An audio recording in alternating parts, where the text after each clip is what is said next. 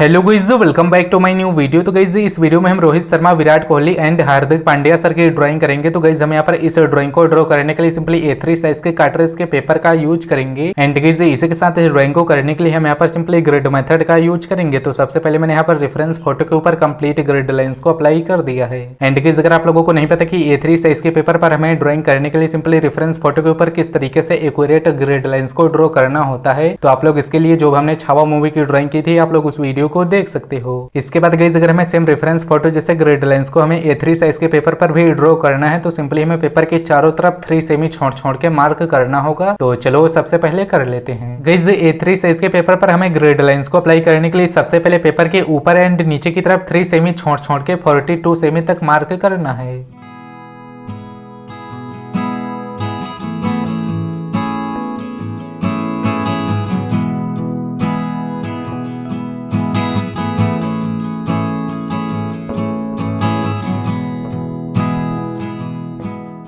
इसके बाद guys paper के इन दोनों साइड्स में हमें 3 सेमी छोड़ के 30 सेमी तक मार्क कर लेना है।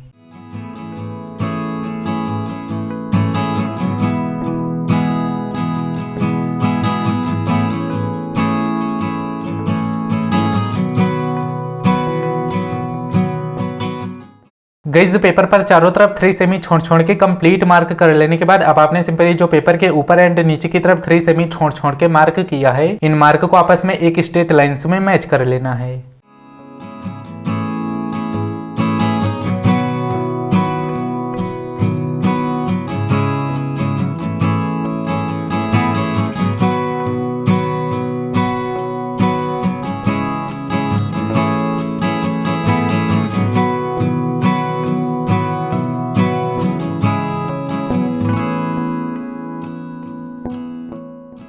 गाइस पेपर पर दोनों तरफ लाइनिंग भी कंप्लीट कर लेने के बाद अब आपको सिंपली जो ग्रिड यूज रेफरेंस फोटो पर दोनों तरफ 1 2 3 करके नंबर दिख रहे हैं, ऐसे ही सेम नंबर अब आपको अपनी ड्राइंग शीट में भी लिखना है।